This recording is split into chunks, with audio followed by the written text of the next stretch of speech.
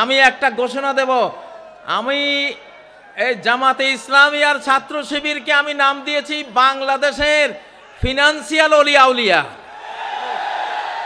আমার শিবিরের ছেলেরা, আমি ছাত্র দল যারা আছো, অন্যান্য দল আছো, বিএনপির কথা বলেছি নাকি বলি নাই?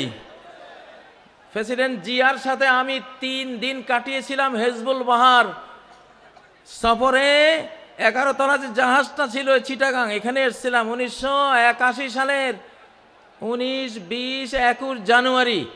প্রেসিডেন্ট জিয়া সারা বাংলাদেশে যারা বোর্ড পরীক্ষায় ফার্স্ট, সেকেন্ড, থার্ড অর্থাৎ মেধা তালিকায় নাম ছিল, এদেরকে দাওয়াত দিয়েছিলেন। আমি তখন ফাজিল ডিগ্রি পরীক্ষায় আমি ফার্স্ট ক্লাস ফার্স্ট ছিলাম লক্ষ্মীপুর থেকে।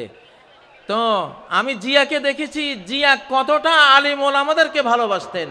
হেজবুল বাহারে প্রথম যে বৈঠকটা উনি করেছিলেন, প্রথম বৈঠকে প্রেসিডেন্ট জিয়া বলেছিলেন, আমার মৌলভী সাহেবরা কোথায়? উনি মাইক নিয়ে বিসমিল্লাহির রহমানির রহিম বলে এই কথা বলেছিলেন, আমার মৌলভী সাহেবরা কোথায়? আমরা জানলাম যে আমরা আছি, আমরা 14 জন ছিলাম। তিনি বললেন যে বিজ্ঞানীরা বলে এই পৃথিবীটা একটা বিশাল অগ্নিপিণ্ড থেকে ছিটকে পরে ধীরে ধীরে ঠান্ডা হয়ে এই পৃথিবী তৈরি হয়েছে। তো জিয়া বলেন, আমি প্রশ্ন করি ওই অগ্নিপিণ্ডটা কোত্থেকে আসলো? অগ্নিপিণ্ড থেকে ঠান্ডা হয়ে পৃথিবী হলো, অগ্নিপিণ্ড কোত্থেকে আসলো? তিনি বলেন যে এটার জবাব বিজ্ঞানীরা দিতে পারে নাই, এটার জবাব দিয়েছে আমার মৌলভী সাহেবরা।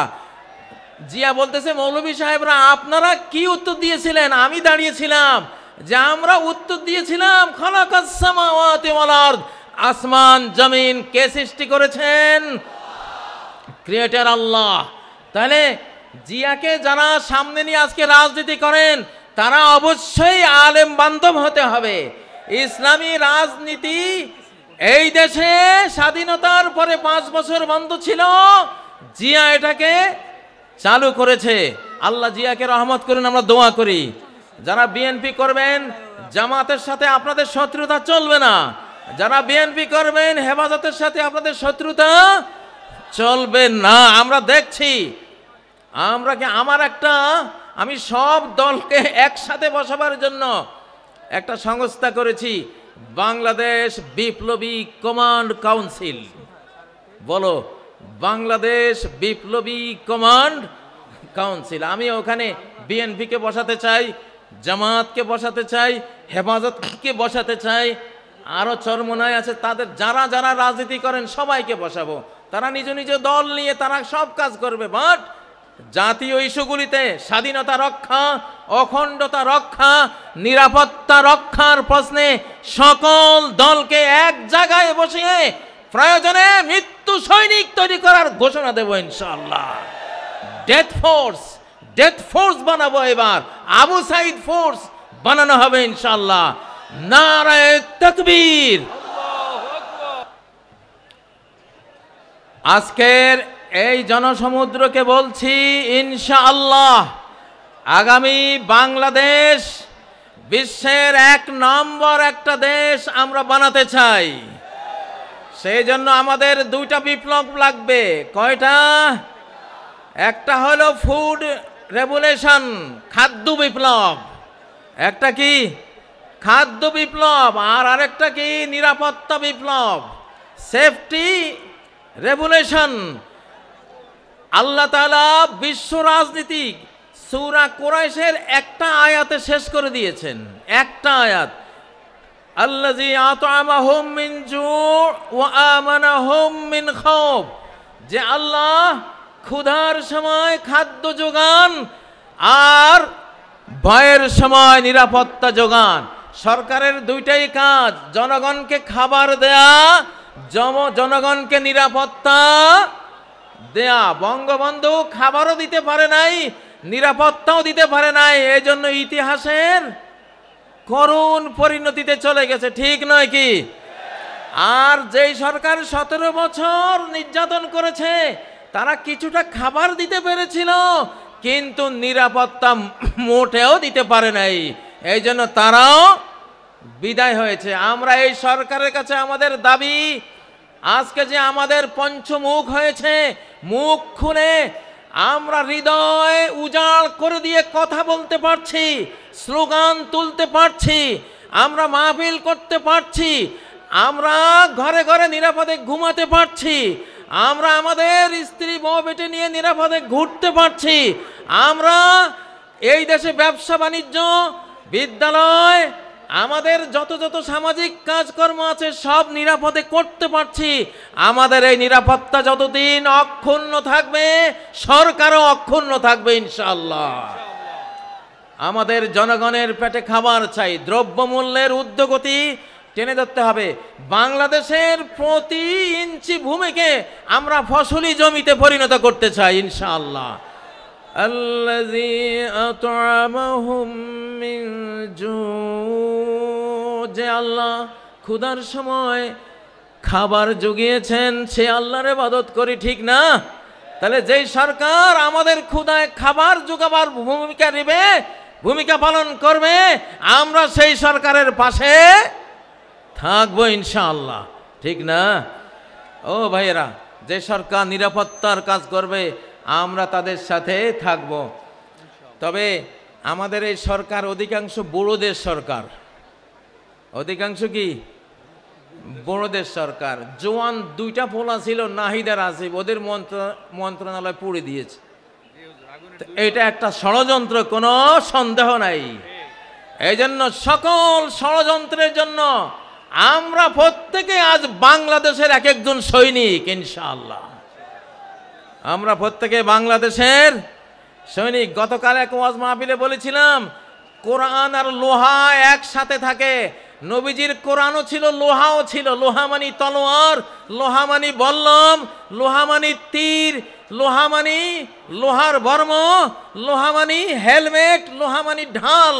নবীজির কোরআনও ছিল, লোহাও ছিল। সাহাবীদের কোরআনও ছিল, লোহাও ছিল। এই জন্য তারা কোরআন দিয়ে হেদায়েত করেছে, যে হেদায়েত কবুল করেনি লোহা দিয়ে তাকে ঠান্ডা করে দিয়েছে, ঠিক নয় কি? এখন আমাদের অবস্থা কি? সরকারের কাছে লোহা আছে, কোরআন নাই। আলেম ওলামা পাবলিকের কাছে কোরআন আছে, লোহা নাই। আমরা দুইটার সমন্বয় করব ইনশাআল্লাহ। আমরা কি করব? দুইটার সমন্বয় করব। সরকারকে দাবি তুলছি, সরকার আমাদেরকে ট্রেনিং দিবে, অস্ত্র দিবে, লোহা দেবে। আমাদের কোরআন আছে, আমাদের লোহা চাই। সরকারের লোহা আছে, সরকারের কোরআন চাই।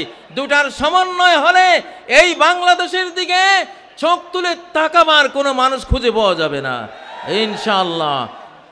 আমি গ্রেপ্তারির রাতের স্লোগানটি আবার দিচ্ছি, র মুক্ত বাংলাদেশ জিন্দাবাদ জিন্দাবাদ। বলো, র মুক্ত বাংলাদেশ জিন্দাবাদ জিন্দাবাদ। এই স্লোগানটা দরকার আছে না নাই? এখনো লাখ লাখ স্যাবটিওর কিন্তু ঘাপটি মেরে বসে আছে না? একজনও থাকতে দেব না ইনশাআল্লাহ। সবাইকে একেবারে ছক্কা মেরে সীমানার ওপারে, মাথার উপর দিকে উড়িয়ে, ঠিক নয় কি? কারা কারা রাজি আছো? র মুক্ত বাংলাদেশ, স্বাধীন সমৃদ্ধ নিরাপদ বাংলাদেশ, নিরাপদ বাংলাদেশ ইনশাআল্লাহ। প্রিয় তরুণরা, আল্লাহ তাআলা এই বাংলাদেশ আমাদের হাতে দিয়েছেন ইনশাআল্লাহ। বাংলাদেশের মাথায়, জনগণের মাথায় বিপুল বুদ্ধি, আলহামদুলিল্লাহ, অনেক জ্ঞান। তোমরা কি লিটল ড্রাগনের নাম শুনেছ? তরুণরা, লিটল ড্রাগন কাকে বলে? লিটল মানে ছোট্ট ড্রাগন, এম এম আলম নাম শুনেছ? 1965 আকাশ যুদ্ধে 1 মিনিটে 40 সেকেন্ডে 4টা শত্রু বিমান ঘায়েল করেছে। পরে আরেকটা মোট 5টা শত্রুর জঙ্গি বিমান ভূপাতিত করেছে। এম এম আলম, সে বাঙালি, সে কি বাংলাদেশি যুবক, লিটল ড্রাগন। আমরা গায়ে যাতে ছোট, কিন্তু বুদ্ধি জ্ঞানে অনেক বড় জাতি, আলহামদুলিল্লাহ। এই জন্য আমাদের বাংলাদেশের আগামী দিনের উন্নতি সব কিছু আমরা ফিজিক্যাল পরিশ্রমের পাশাপাশি বুদ্ধির যুদ্ধে আমাদেরকে এগিয়ে যেতে হবে, বুদ্ধির লড়াইয়ে এগিয়ে যেতে হবে, চিন্তার লড়াইয়ে আমাদেরকে এগিয়ে যেতে হবে। প্রিয় উপস্থিতি, আমি মাঝে মধ্যে বলি মানব জাতির প্রথম পরাজয় হয়েছে ডাইনিং টেবিলে, যুদ্ধের মাঠে নয়। মানব জাতির প্রথম পরাজয় হয়েছিল কোথায়? ডাইনিং টেবিলে। অর্থাৎ একটা অবৈধ খাবার মুখে দিয়েছিলেন আদম আর হাওয়া, সেই অবৈধ খাবার খেয়ে তারা জান্নাতের সাম্রাজ্য হারিয়েছিলেন। ঠিক নয় কি? এই জন্য যুবকরা, বর্তমান যেই পৃথিবী, এই পৃথিবীর ফুড মাফিয়া, যারা ফুড মাফিয়া, সমস্ত খাদ্য মাফিয়াদের হাতে, কর্পোরেট কোম্পানিদের হাতে, সমস্ত বীজ মাফিয়াদের হাতে। আজকে এটা একটা বিরাট বিষয় যে আমরা কি খাচ্ছি, কি খাবো। আমি পরামর্শ দেব, যেই পশুটা চলতে জানে না নিজে, হাঁটতে জানে না নিজে, ফার্মের মুরগি যেটা এক হাত বেড়া ডিঙ্গিয়ে উড়াবার ক্ষমতা রাখে না, অ্যাবনর্মাল মুরগি, নিজেই অ্যাবনর্মাল অসুস্থ মুরগি, এই গোদা মুরগি যারা খাও, তোমরা কি যুদ্ধটা করবা বাংলাদেশের জন্য? হ্যাঁ, দেশি মুরগি, আল্লাহর মুরগি খাবা। আল্লাহর মুরগি যেখানে মানুষের হাত পড়ে নাই, এইটা মোটরসাইকেলের নিচে পড়ে মুরগির মাথা ছিন্ন হয়ে গেছে, তারপরও উড়াল দিয়ে 2-3 একর পার হয়ে গিয়ে পড়ছে। ক্ষমতাটা কি? মাথা চলে যাওয়ার পরেও উড়ে। এটা হলো আল্লাহর মুরগির ক্ষমতা, ঠিক না? তো আমাদের খাদ্য যদি মানব জাতির পরাজয় ডাইনিং টেবিলে হয়ে থাকে, আমাদের ডাইনিং টেবিলে ওই খাবার আনবো যেই খাবার ডাইরেক্ট আল্লাহর তৈরি, মানুষের কোনো, শয়তানের কোনো কারুকার্য সেখানে পড়ে নাই, চেঞ্জ করে নাই, চেঞ্জ ফুড বানাতে পারে নাই। আমরা সেই খাবার খাবো ইনশাআল্লাহ। সূরা আন-নিসার 119 নম্বর আয়াতে আল্লাহ তথ্য দিয়েছেন, ইবলিস কসম করেছিল, ওয়ালা আমুরান্নাহুম ফালা ইউগাইয়িরুন্না খালকাল্লাহ, আমি মানব জাতিকে কমান্ড করে করে আল্লাহর সৃষ্টিকে আমি সব পরিবর্তন করে দেব। সেই চেঞ্জ, পরিবর্তিত খাদ্য পানীয় এসব খেয়ে তারা ফিজিক্যালি ধ্বংস হবে, মেন্টালি ধ্বংস হবে, তারা স্পিরিচুয়াল, আধ্যাত্মিকভাবে ধ্বংস হবে, চিন্তা চেতনায় ধ্বংস হবে। এইভাবে সর্বনাশ করব। এই জন্য শিশুদেরকে, নারীদেরকে এবং আমাদের নিজেদেরকে আমরা কি খাওয়াচ্ছি, আমাদের খাদ্য টেবিলে নজর দেয়া, এইটা আমাদের 1 নাম্বার কর্মসূচির মধ্যে রাখতে হবে ইনশাআল্লাহ। প্রিয় উপস্থিতি, ডক্টর মিজানুর রহমান আজহারি ইনশাআল্লাহ তিনি আসবেন, বাংলাদেশে প্রথম তিনি আসছেন। আমিও তাকে উৎসাহ জুগিয়েছি যে আমি তো এসে গেছি, তুমি আসো ইনশাআল্লাহ, আমরা একসাথে লড়াই করব। তোমরা যুবকদের আইকন ডক্টর আজহারি সাহেব আসবেন ইনশাআল্লাহ, তোমরা মন প্রাণ খুলে ওয়াজ শুনবা। এখন আমরা তো 60 পার হয়ে গেছি, এখন পৃথিবীটা আমাদের না, পৃথিবীটা তোমাদের। তোমাদের সৌভাগ্য যে আন্দোলন সফল করতে হলে নবীনদের আবেগ উচ্ছ্বাসের সাথে প্রবীণদের অভিজ্ঞতা, এক্সপিরিয়েন্স সংযুক্ত হতে হয়। সেজন্য আমরা যারা প্রবীণ, আমরা তোমাদের সাথে থাকবো ইনশাআল্লাহ।